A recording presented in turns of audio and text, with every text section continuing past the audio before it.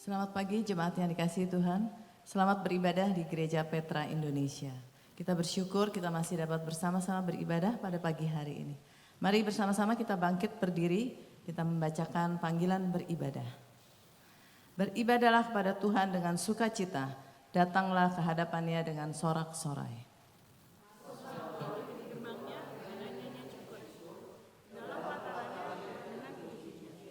Bersyukurlah kepadanya dan pujilah namanya. Sebab Tuhan itu baik, kasih setianya untuk selama-lamanya dan kesetiaannya tetap turun-temurun. Mari kita memuji Tuhan, mulia bagi Allah.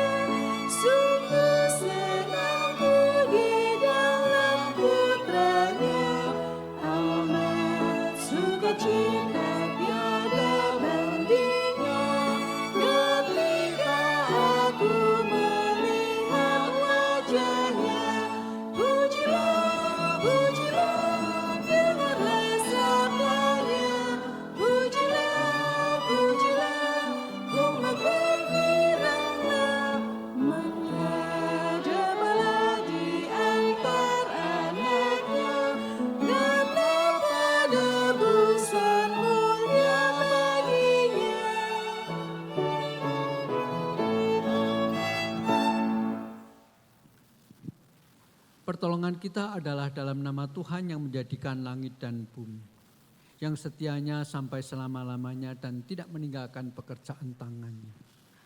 Turunlah kiranya atas kita sekalian kasih karunia dan damai sejahtera dari Allah Bapa kita dan dari Tuhan kita Yesus Kristus.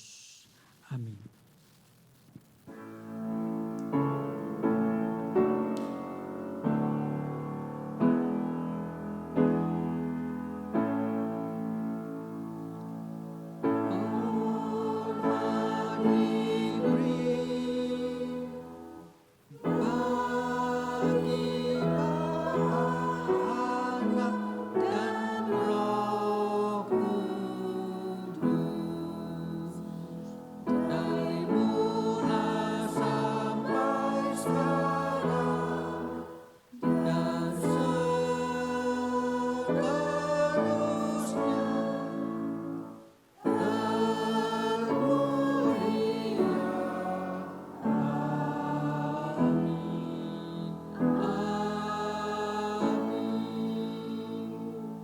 Duduk Bapak Ibu. Tidak ada yang dapat menggambarkan kasih Allah tinggi, dalam, dan luas. tetap teguh, tidak berubah sampai selama-lamanya. Mari bersama-sama kita nyanyikan Kasih Allah dari KPPK 27.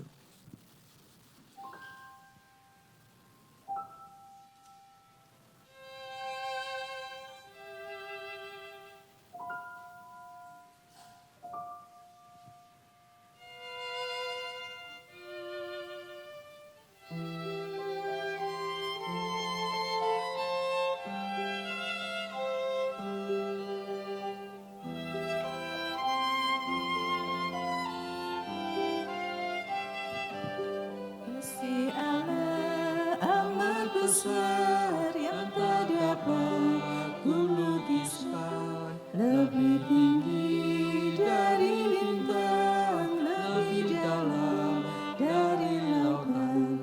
Meski Adam tak berdosa yang mengutus anaknya, dan kita damai dengannya, dosa diampuninya.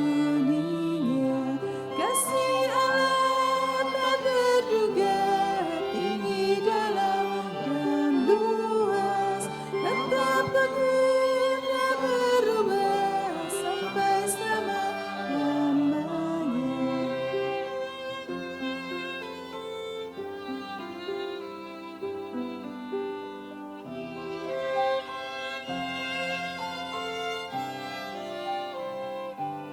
Dalam dunia yang tak tetap, tak kuasa, kan lenyaplah manusia menolak firman, berpaling pada berhala. Kasih Allah tak terduga dan teramat besar, menyatakan penebusan bagi orang berdosa. Kasih Allah tak terduga, tinggi dalam dan luas, tetap teguh tak berubah sampai selama-lamanya.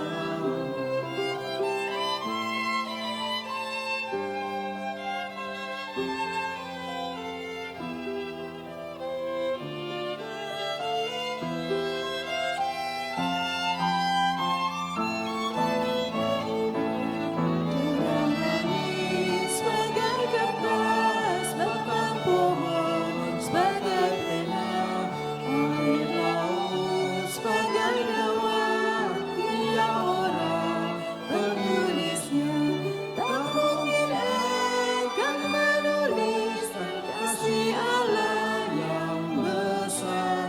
Langit dari timur ke barat tak akan memuatnya.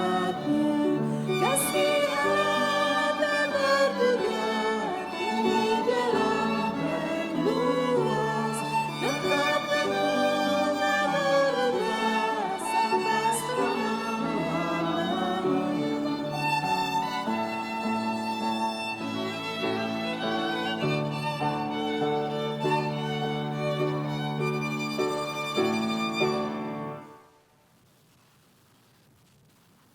Jemaat yang dikasihi Tuhan, jika kita berkata bahwa kita tidak berdosa, maka kita menipu diri kita sendiri dan kebenaran tidak ada di dalam diri kita. Namun jika kita mengaku dosa, maka Ia adalah setia dan adil, sehingga Ia mengampuni segala dosa kita dan menyucikan kita dari segala kejahatan. Mari kita bersama-sama berdiam diri sejenak di hadapan Tuhan. Secara pribadi kita mengakui segala kelemahan kita, khususnya yang sudah kita lakukan sepanjang 1 minggu ini.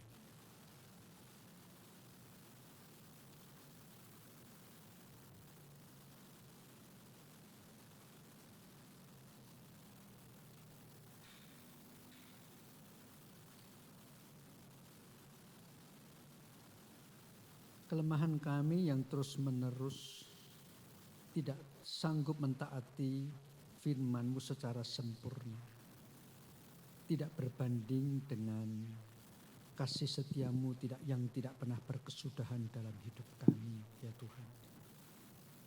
Oleh karena itu, di dalam kesadaran akan kelemahan kami, Pada pagi hari ini kami sekali lagi datang kepadamu, membuka hati untuk menerima anugerah pengampunan untuk sekali lagi di dalam Engkau.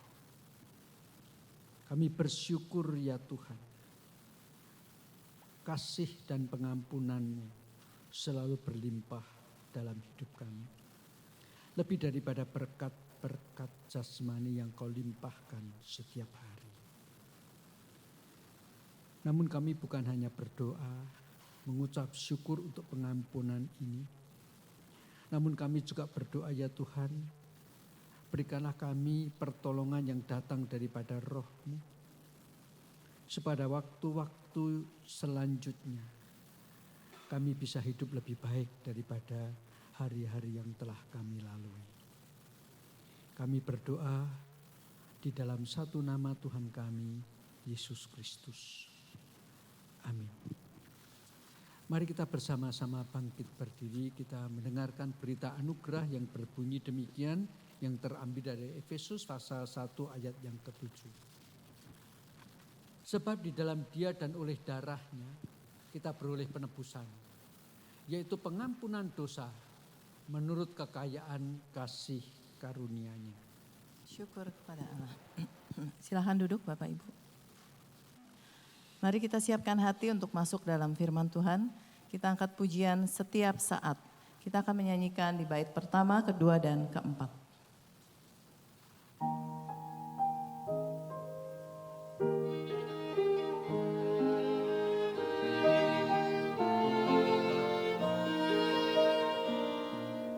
Mati bersama Yesusku sama, hidup bersamanya penuh berkat, menengadah dan pandang mulia, setiap saat ku dirahmatinya, setiap saat ku dipeliharanya, setiap saat ku diselamatkannya, menengadah dan pandang mulianya, setiap saat ku jadi miliknya.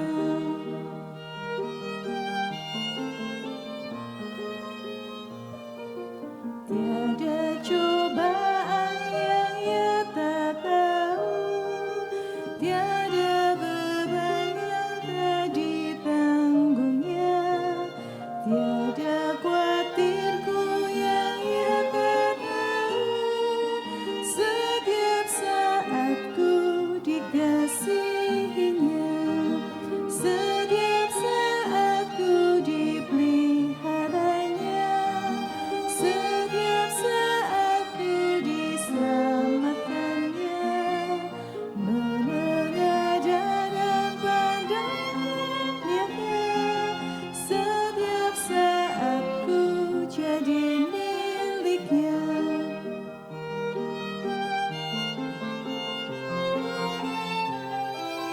Tiada lemah yang tak ditolongnya, tiada sakit yang tak menyembuhnya, lancar kau susah jalan hidupnya, setiap saat ku dilindunginya, setiap saat ku dipeliharanya, setiap saat ku diselamatkannya, menengadah dan pandang mulianya, setiap saat ku jadi miliknya.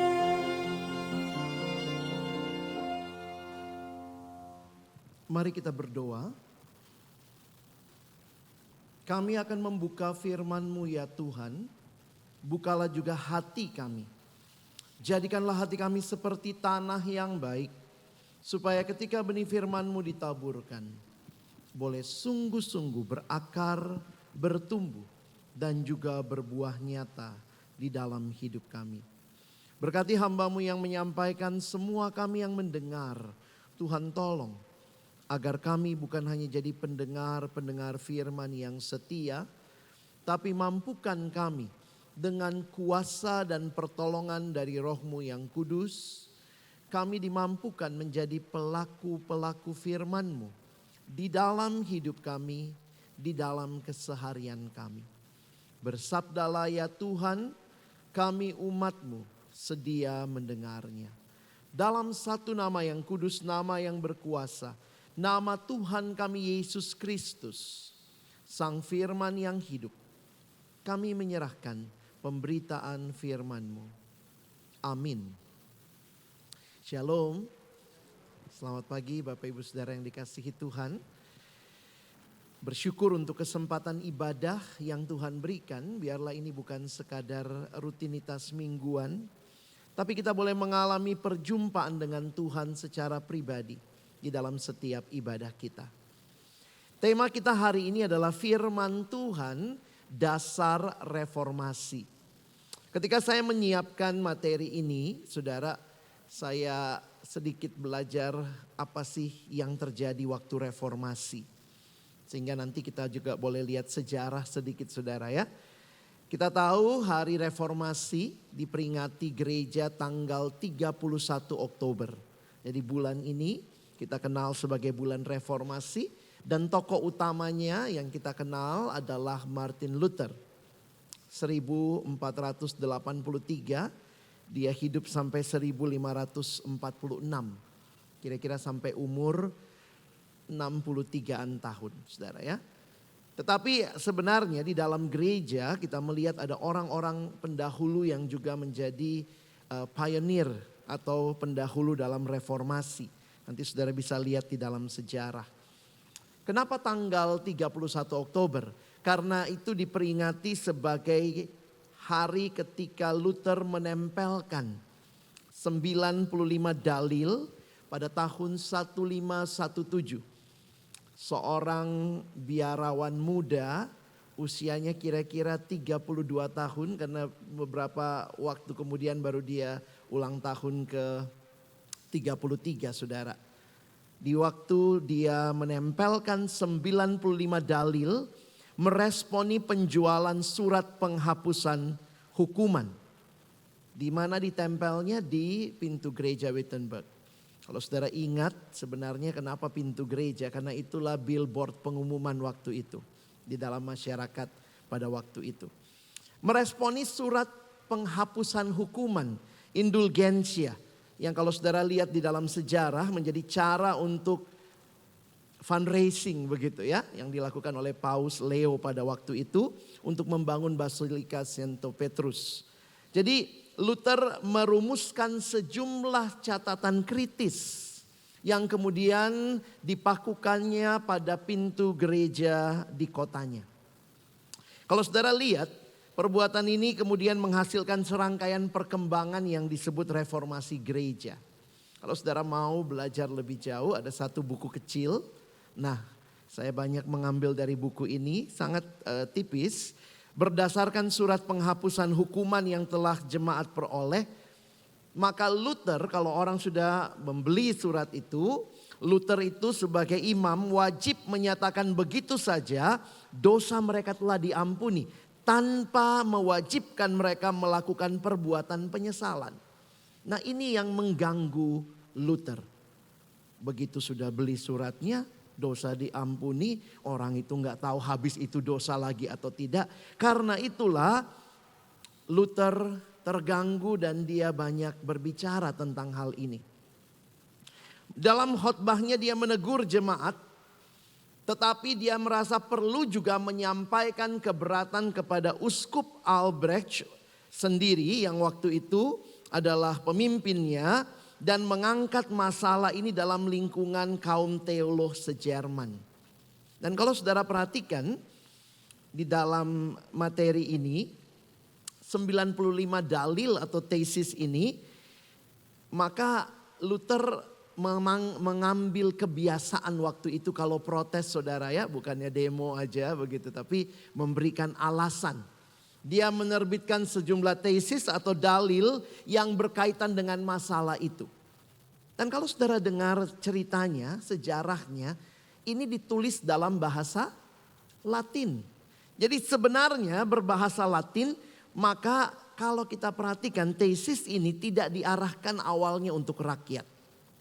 Tetapi diarahkan kepada masyarakat cendekiawan, teolog yang waktu itu di dalam banyak literatur mereka berbahasa Latin. Jadi perbuatan Luther ini bukan perbuatan untuk memang pada akhirnya ini diterjemahkan ya. Tetapi pada awalnya itu adalah bagi gereja kaum teolog di dalam gereja.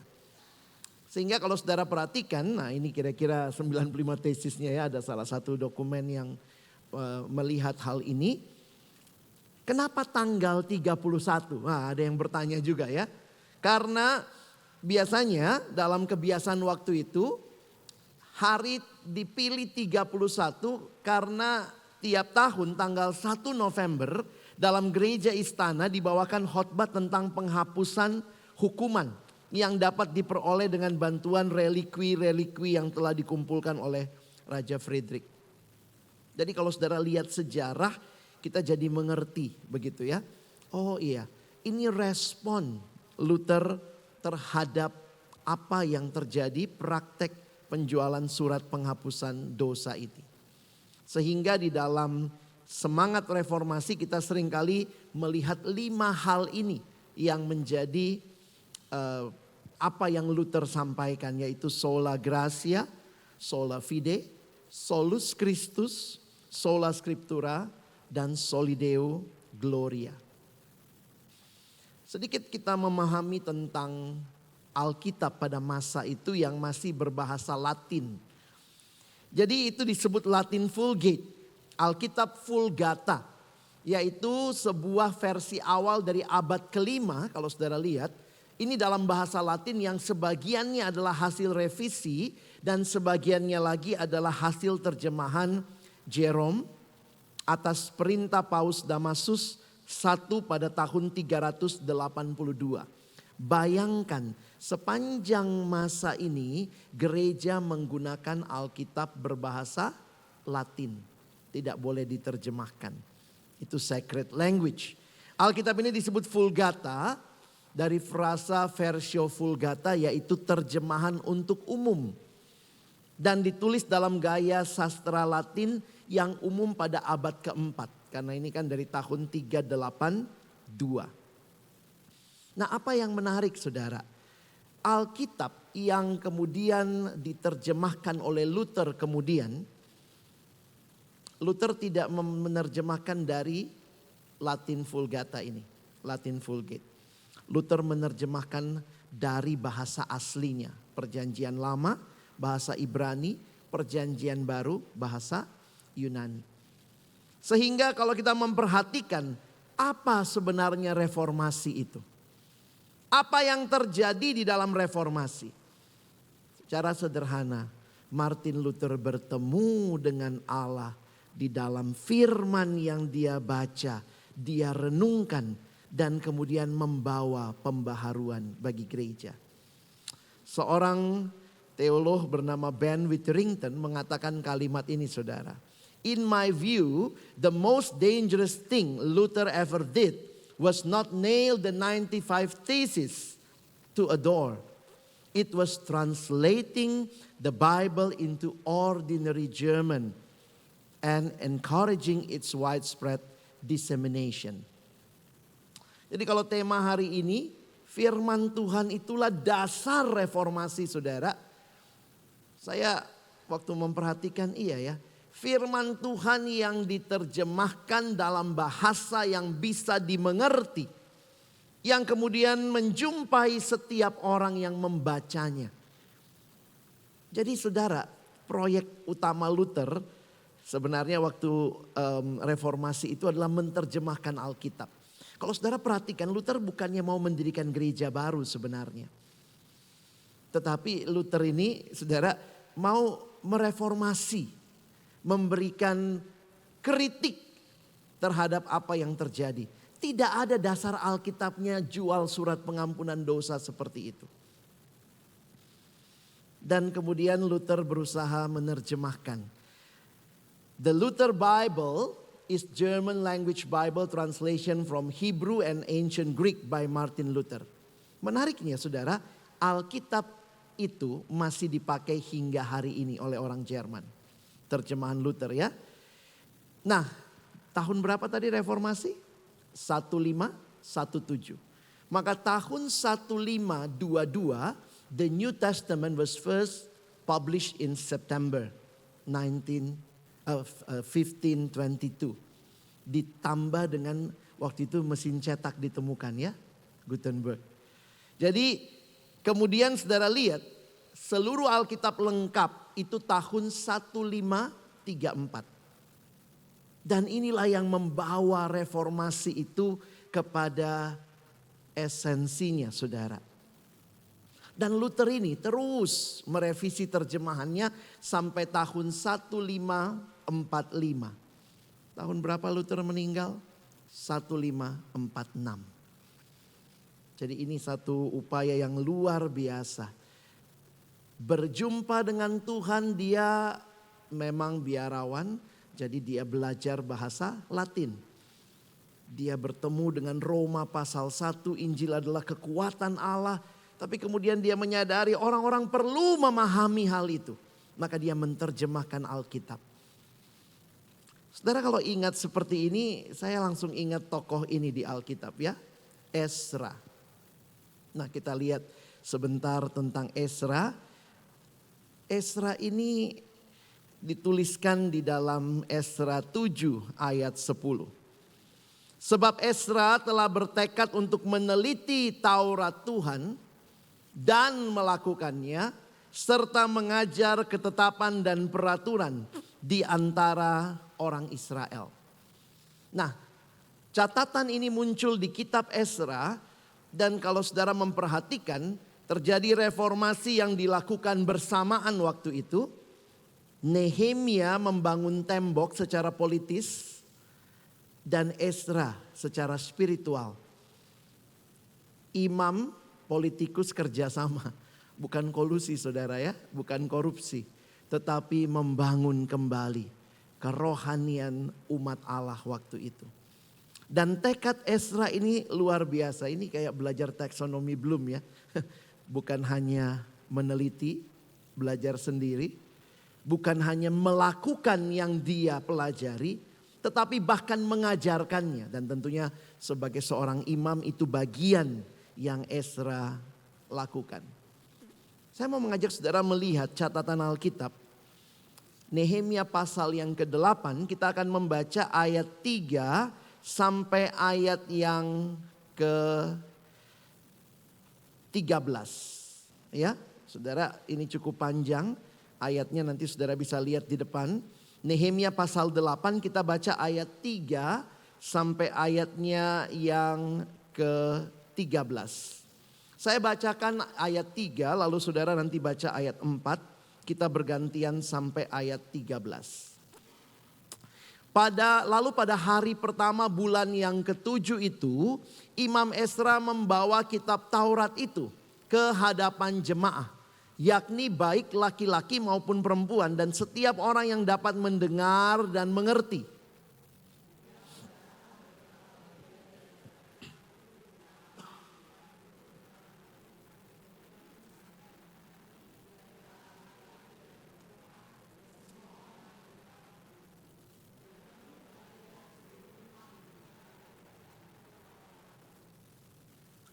Ezra ahli kitab itu berdiri di atas mimbar kayu yang dibuat untuk peristiwa itu.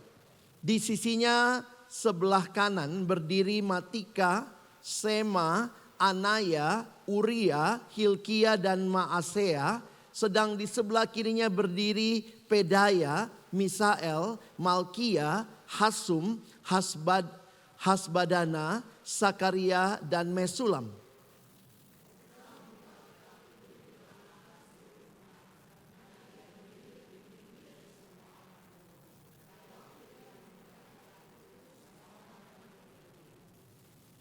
Lalu Ezra memuji Tuhan Allah yang maha besar dan semua orang menyambut dengan amin, amin. sambil mengangkat tangan. Kemudian mereka berlutut dan sujud menyembah kepada Tuhan dengan muka sampai ke tanah.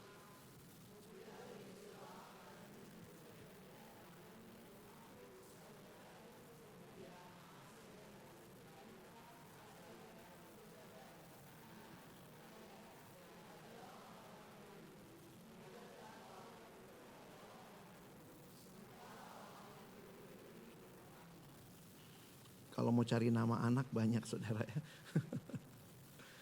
Menarik ya, tadi di dalam kumpulan besar ternyata ada PA-PA, ada komsel-komsel wilayah nih ya, dipimpin oleh orang-orang ini. Mereka belajar kitab itu. Ayat 9. Bagian-bagian daripada kitab itu yakni Taurat Allah dibacakan dengan jelas, dengan diberi keterangan-keterangan sehingga pembacaan dimengerti.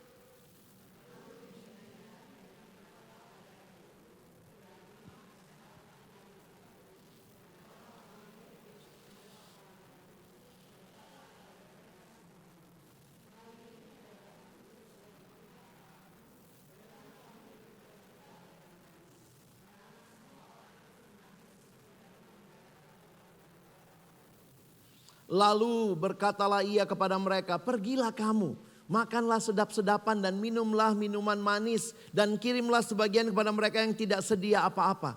Karena hari ini adalah kudus bagi Tuhan kita. Jangan kamu bersusah hati, sebab sukacita karena Tuhan itulah perlindunganmu.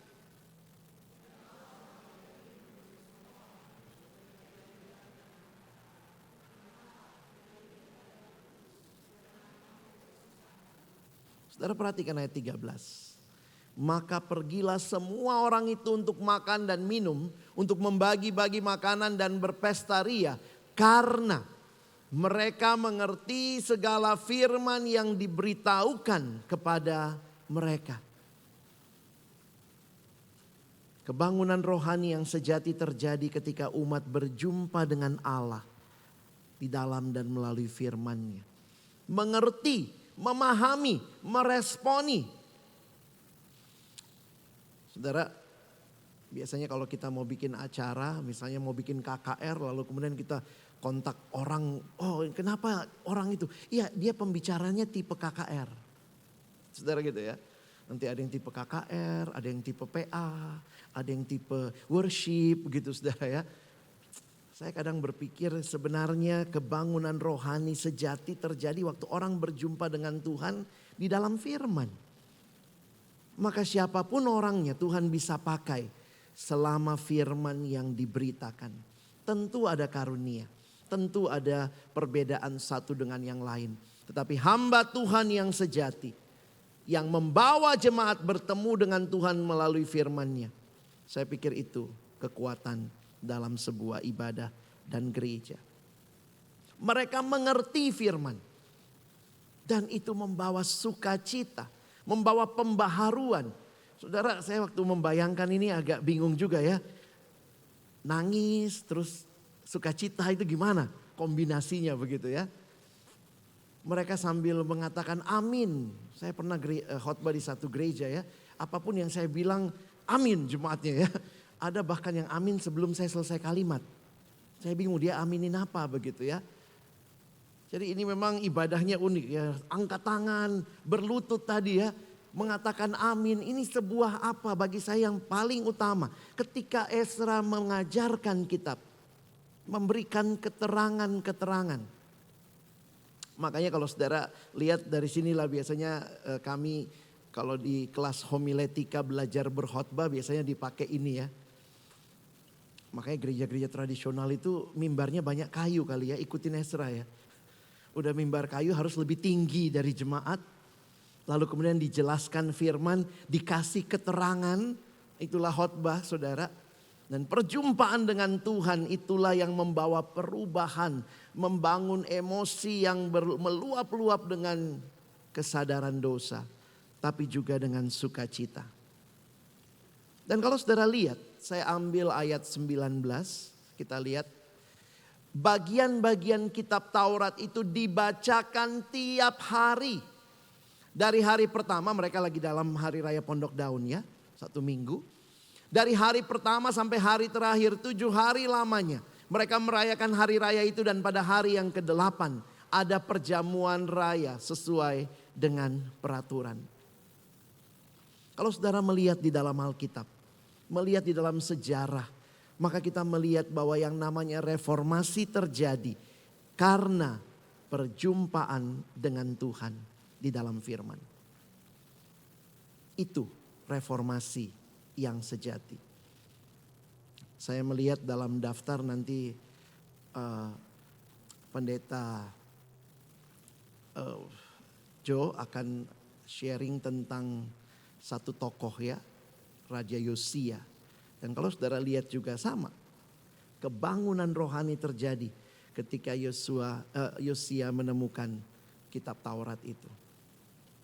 Dan saudara yang dikasihi Tuhan, ini beberapa kutipan saja yang menegaskan tema kita pagi ini ya. Ini dari Robert Godfrey mengatakan, it wasn't Luther or Calvin that reformed the church. It was the word of God that reformed the church. Bukan Luther atau Calvin yang mereformasi gereja, tapi firman Tuhan. R.C. Sproul menambahkan, we honor the reformer but our confidence is not in them. Our confidence is in Christ. Waktu cari-cari kutipan-kutipan reformasi muncul Luther ini saudara ya. The Bible is alive. It speaks to me. It has feet. It runs after me. It has hands. It lays hold of me. Betapa sang reformator itu melihat betapa luar biasanya firman Tuhan. The Bible is remarkable fountain. Seperti sumber mata air yang luar biasa. The more one draws and drink of it, the more it stimulates thirst. Makin menikmati, makin haus dan makin rindu mengalami firman Tuhan. Karena itu semboyan reformasi kalau saudara ingat. Saya seringkali ingatnya cuma bagian depannya gitu ya. Padahal ini kalimat utuhnya. Ecclesia reformata semper reformanda est secundum verbum Dei. The church reform. Always reforming according to the word of God. Maka hari ini mari kita lihat bagaimana seriusnya gereja dan firman Tuhan. Beberapa gereja sampai yang masuk pertama apa saudara? Alkitab ya. Bahkan ada prosesi hamba Tuhan diserahkan Alkitab. Kita menghargai orang-orang yang melakukan tradisi seperti itu. Tapi pertanyaannya apakah Alkitab dihotbahkan? Atau jangan-jangan cuma jadi jimat. Saking kudusnya gak pernah dibuka saudara. Maka mari kita refleksikan bagaimana kita dan firman Tuhan. Saya datang ke satu sekolah Kristen. Saya tidak usah sebut namanya, saudara gak usah nebak-nebak nama sekolahnya. Ini kebaktian anak SMA. Lalu kemudian saya tanya sama mereka. Siapa yang dari kecil Kristen? Itu kira-kira 200-300 anak ya. Siapa yang dari kecil Kristen? Udah begitu lahir Matius, Markus, Maria, Yohana. Wah angkat tangan gitu ya. Itu 80% angkat tangan saudara. Terus waktu itu saya survei kecil-kecilan saya tanya. Siapa boleh tahu? Siapa angkat tangannya tinggi-tinggi ya yang dari kecil Kristen. Siapa yang sudah pernah baca Alkitab sekali selesai dari Kejadian sampai Wahyu. Lalu mulailah beberapa tangan turun. Saya bilang turunnya pelan-pelan aja biar gak usah malu ya. Tenang saya gak lakukan di sini kok. Tapi puji Tuhan loh masih ada 3 anak angkat tangan. Saya kagum juga ya. Ada 3 anak yang mengangkat tangan. Saya cuma mau ajak saudara melihat secara khusus ya. Saya tidak mengatakan bahwa itu satu-satunya ukuran keseriusan kita. Tetapi jangan-jangan Alkitab bukan menu utama di banyak keluarga Kristen. Dan bahkan di banyak gereja. Mungkin Alkitab bukan menu utama. Sehingga percakapan di antara orang tua yang nunggu jemput anak di sekolah apa? Berapa nilai matematikanya? Oh gitu. Siapa guru lesnya? Bagus banget dia nilainya. Saya mau les juga anak saya begitu ya. Ada Bapak Ibu pernah dengar percakapan ibu-ibu nunggu anak gitu. Ih, anak saya baru selesai baca Alkitab, Kejadian sampai Wahyu. Mungkin langsung freak banget lah ibu kayak gitu saudara ya. Sementara saudara sepupu kita terlepas dari motivasi dan apa yang mereka lakukan. Kebanggaannya kalau anaknya selesai baca Quran.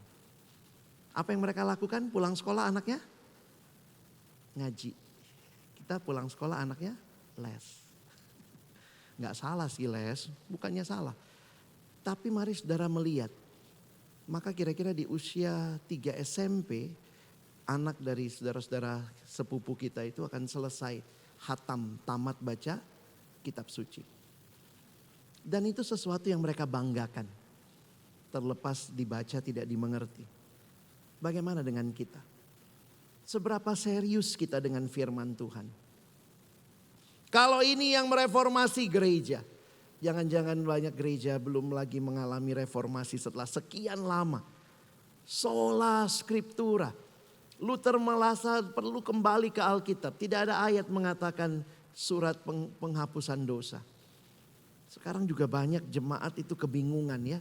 Kenapa? Karena mungkin juga gak biasa dengan firman Tuhan. Zaman sekarang maaf banyak gereja, banyak jemaat Gereja Kristen YouTube. Saya suka gitu ya ketemu di satu tempat gitu. Pak Pendeta menurut Bapak ini gimana? Ibu dengar di mana? Nonton YouTube Pak. Jadi akhirnya waktu nonton YouTube pendeta ini bilang begini, ini bilang begitu. Saya bilang kembali ke gereja saudara belajar firman Tuhan. Dan firman Tuhan menjadi dasar. Dan gereja yang benar, gereja yang mengajarkan firman. Beberapa gereja bahkan lambang gerejanya ada Alkitab terbuka tapi bahkan tidak pernah dibuka di mimbarnya. Dan betapa menyedihkan ketika firman Tuhan dasar reformasi ini tidak menjadi bagian bagi hidup jemaat. Bagi banyak hidup keluarga-keluarga Kristen. Apa buktinya kita mengasihi Tuhan saudara? Apa bukti saudara dan saya mengasihi Tuhan? Seberapa besar kalung salib kita? Atau buka dompet, foto Yesus gitu. Mari lihat apa kalimat Yesus. Yohanes 14 ayat 15, 1-2 ya. Jikalau kamu mengasihi aku, kamu akan menuruti segala perintahku. Simple. Dan di mana firman Tuhan perintahnya di dalam Alkitab. 2 Timotius pasal 3 Rasul Paulus berkata segala tulisan yang diilhamkan Allah memang bermanfaat untuk mengajar, untuk menyatakan kesalahan, untuk memperbaiki kelakuan dan untuk mendidik orang dalam kebenaran. Dengan demikian tiap-tiap manusia kepunyaan Allah diperlengkapi untuk setiap perbuatan baik. Dalam bahasa Inggris digunakan kata all scripture. Seluruh kitab suci diilhamkan Allah. Bermanfaat apa? Mengajar, menyatakan kesalahan, memperbaiki kelakuan, mendidik orang dalam kebenaran. Ada anak remaja datang sama saya, dia bilang males baca Alkitab Kak. Kenapa? Kok semuanya tentang saya? Kenapa emang? Kalau baca apa-apa kok aku yang ditegur. Saya bilang wah firman Tuhan melakukan fungsinya. Tinggal kamu mau taat apa tidak. Dengan apakah seorang muda mempertahankan kelakuannya bersih? Mazmur 119 ayat 9. Dengan menjaganya sesuai dengan firman-Mu.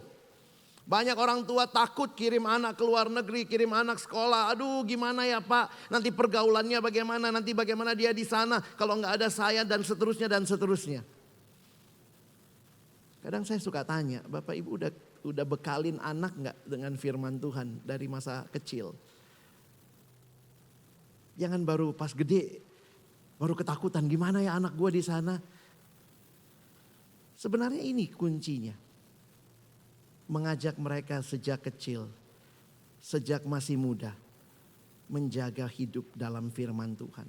Jadi kalau dia tidak lakukan dosa bukan karena takut papa, takut mama. Tapi karena takut Tuhan. Dan Tuhan hadir bersama dia.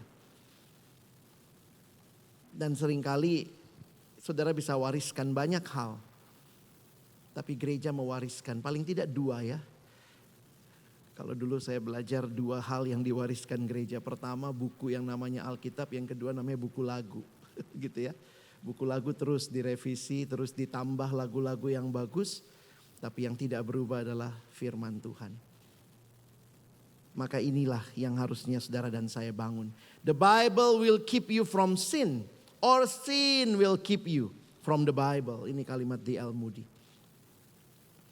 Tapi baca Alkitab juga jangan jadi mekanis saudara ya. Ada orang baca Alkitab untuk CCA saudara, cerdas cermat Alkitab.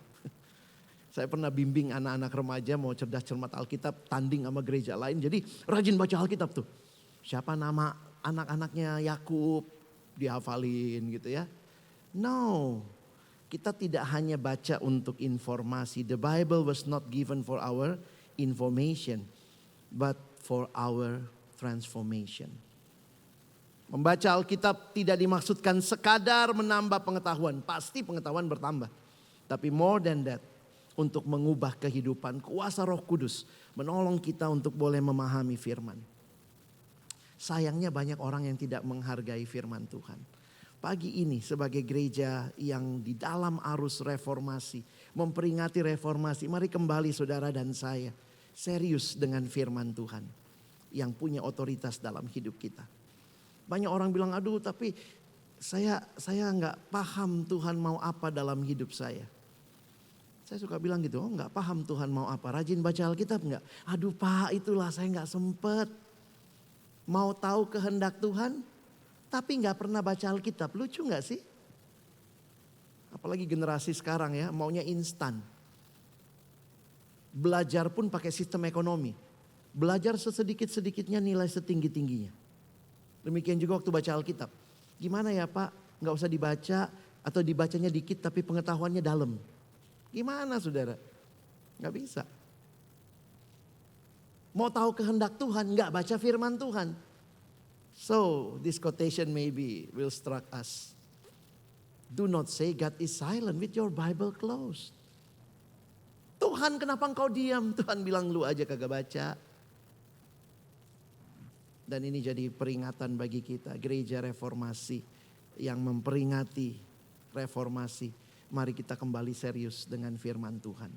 Sebagai penutup kalimat dari pendeta John Stott. Kita harus mengizinkan firman Allah mengkonfrontasi kita. Mengusik rasa aman kita. Meruntuhkan sikap puas diri kita. Dan merombak pola pikir serta perilaku kita. Karena inilah yang firman akan lakukan. Dan telah lakukan di dalam sepanjang sejarah. Di dalam Alkitab, di dalam reformasi gereja 1517 hingga hari ini. Kiranya firman Tuhan menjadi bagian yang penting bagi hidup kita. Amin. Mari berdoa. Terima kasih Tuhan untuk firman-Mu. Firman ajaib, firman indah, firman yang beri hidup. Yang telah dialami oleh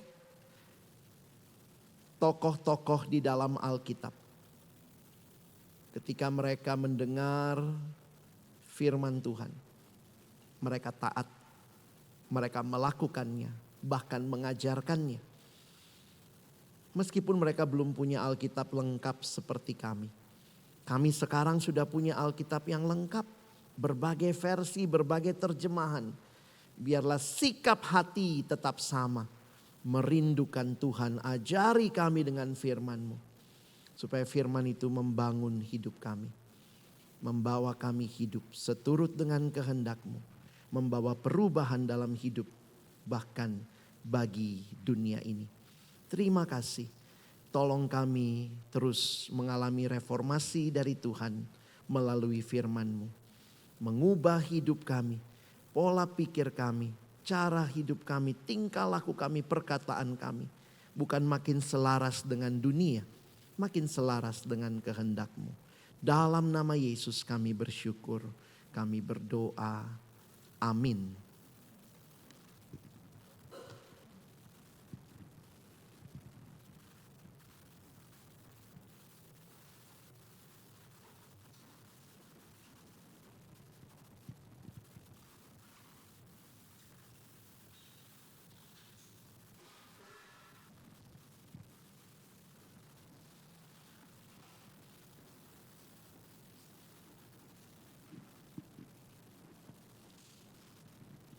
Bapak Ibu, sebagai respon Tuhan, firman Tuhan, kita akan menaikkan lagu Firman Hidup dari KPPK 144.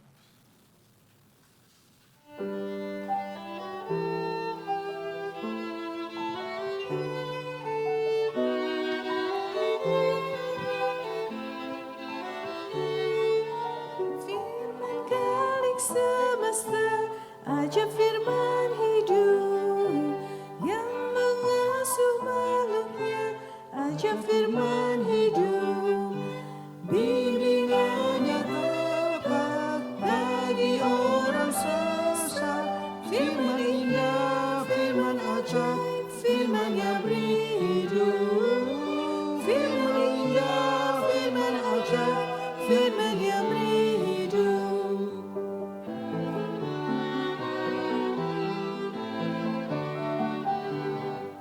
Firman putra mulia, ajaib firman hidup yang menyampaikan dia, ajaib firman hidup.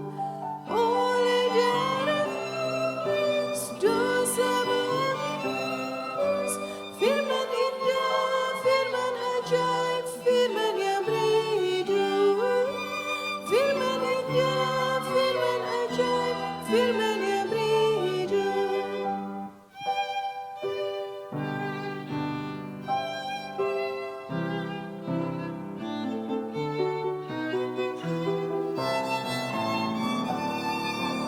Beritakan Injilnya, ajaib firman hidup yang beri damai sentosa, ajaib firman hidup.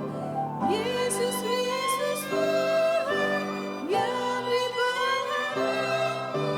Firman indah, firman ajaib, firman yang beri hidup.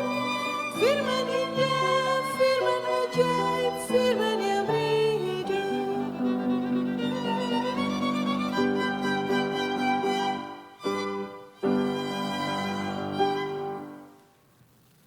Jemaat yang dikasih Tuhan, rasanya sekarang ini dengan situasi di dunia digital tidak mungkin Alkitab bisa punah gitu ya. Tetapi 20-30 tahun yang lalu saya pernah punya pikiran, andai kata Alkitab ini dihapus dari seluruh bumi bagaimana. Itu sebabnya beberapa pasal dalam Alkitab saya menghafal. Salah satunya yang bagi saya inti Injil Alkitab kalau mau dijadikan satu lembar, itu prolog Injil Yohanes pasal 1 ayat 1 sampai 18. Saya masih bisa menghafal. Beberapa mazmur saya bisa menghafal. Surat-surat Paulus beberapa saya bisa menghafal. Saya tidak nuntut saudara bisa menghafal itu semua. Tapi jangan lupakan pengakuan iman rasuli. Itu juga ringkasan daripada Alkitab kita. Oleh karena itu mari kita bersama-sama bangkit berdiri dengan segenap umat percaya sepanjang zaman kita mengikrarkan pengakuan rasuli yang berbunyi demikian. Aku percaya kepada Allah, Bapa yang Maha Kuasa, Kalib langit dan bumi, dan kepada Yesus Kristus anaknya yang tunggal Tuhan kita, yang dikandung daripada Roh Kudus, lahir dari anak darah Maria, yang menderita di bawah pemerintahan Pontius Pilatus, disalibkan, mati dan dikuburkan, turun ke dalam kerajaan maut. Pada hari yang ketiga, bangkit pula dari antara orang mati, naik ke surga, duduk di sebelah kanan Allah, Bapa yang Maha Kuasa, dan akan datang dari sana untuk menghakimi orang yang hidup dan yang mati. Aku percaya kepada Roh Kudus, gereja yang kudus dan am, persekutuan orang kudus, pengampunan dosa, kebangkitan daging, dan hidup yang kekal. Amin. Silahkan duduk. Mari kita bersama-sama masuk di dalam doa. Tuhan, kami mengucap syukur sepanjang sejarah dari Adam sampai hari ini. Ada banyak orang-orang yang Engkau pakai sebagai alat di tangan-Mu untuk menyampaikan kebenaran firman hidup, wahyu yang memberikan kekekalan khususnya yang memuncak dan kami kenal di dalam nama Tuhan kami Yesus Kristus. Pada zaman ini ya Tuhan, Kalau kami mau mencoba melihat kepada keberadaan gereja di seluruh dunia, bahkan di daerah-daerah, di tempat-tempat, di negara-negara di mana pernah seolah-olah era kekristenan mencapai puncak keemasan, justru mulai ditinggalkan. Hal-hal yang bersifat dosa lebih mendapatkan ruang yang lebih lebar dibandingkan kebenaran firman. Oleh karena itu Tuhan, kami berdoa untuk keberadaan dosa pada zaman ini. Dosa diperbincangkan tanpa malu. Berdoa di tempat-tempat umum justru dilarang. Itu di daerah-daerah yang dulu pernah menjadi negara-negara Kristen. Tuhan, ampuni kami sebagai umat manusia yang hidup pada zaman yang seperti ini. Dan kami berdoa ya Tuhan, jikalau dulu ada reformasi, mungkin kami tidak harus menuntut terjadi reformasi seperti tahun-tahun yang pernah terjadi. Sebab Engkau adalah Allah yang selalu memakai cara yang baru, tetapi tidak meninggalkan inti Injil, prinsip kebenaran firman. Oleh karena itu kami serahkan diri kami masing-masing ke dalam tangan-Mu Tuhan. Biarlah pembaharuan, reformasi terlebih dahulu terjadi dalam diri kami masing-masing. Dan selanjutnya apa yang Engkau akan perbuat melalui kami lewat zaman ini, kami percaya Engkau tetap punya rencana. Dan kasih setiamu tetap akan berkarya di dalam kami. Kami mengucap syukur untuk firman yang boleh kami dengar pagi ini. Dan sebagai anak-anak yang mau taat kepadamu, kami berdoa. Bapa kami yang di surga, dikuduskanlah namamu, datanglah kerajaanmu, jadilah kehendak-Mu di bumi seperti di surga. Berikanlah kami pada hari ini makanan kami yang secukupnya, dan ampunilah kami akan kesalahan kami, seperti kami juga mengampuni orang bersalah kepada kami. Dan janganlah membawa kami ke dalam pencobaan, tetapi lepaskanlah kami daripada yang jahat. Karena Engkau yang punya kerajaan dan kuasa dan kemuliaan sampai selama-lamanya. Amin. Karena Allah telah berfirman, aku sekali-kali tidak akan membiarkan engkau dan aku sekali-kali tidak akan meninggalkan engkau. Mari Bapak Ibu kita bersama sambil bangkit berdiri, kita menaikkan pujian, ku tak akan meninggalkanmu.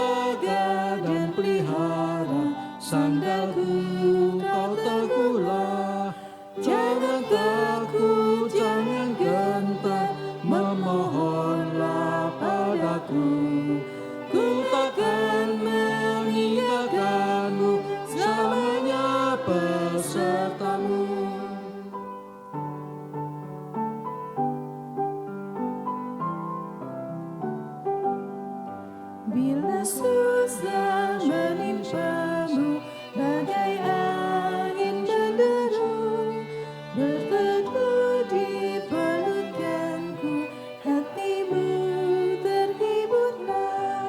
Sekejaplah kau kan pasti bersamaku di surga. Ku takkan meninggalkanmu, selamanya besertamu.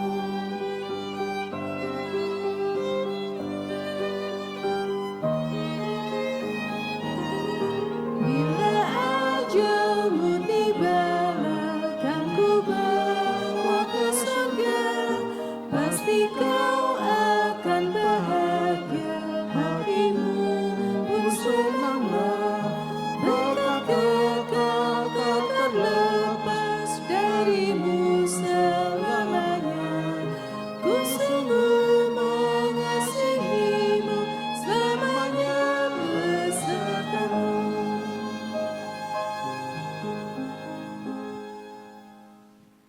Jemaat yang dikasihi Tuhan, arahkanlah hatimu kepada Tuhan. Kami mengarahkan hati kami kepada Tuhan. Kamulah terang dan garam dunia. Jadilah saksi Kristus dan bersukacitalah senantiasa dalam segala tempat dan waktu. Syukur kepada Allah. Kini dan selamanya.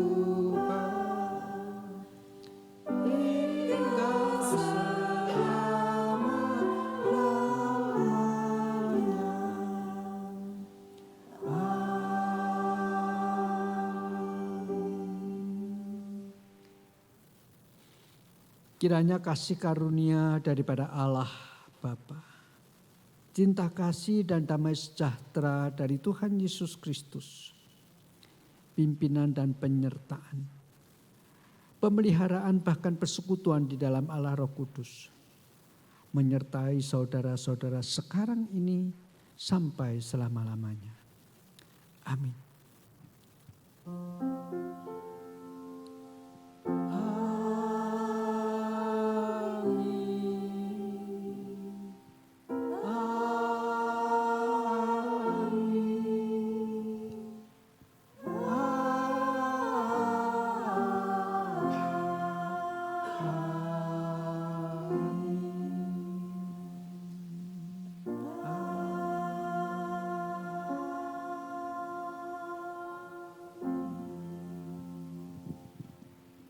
Silahkan duduk, doa teduh.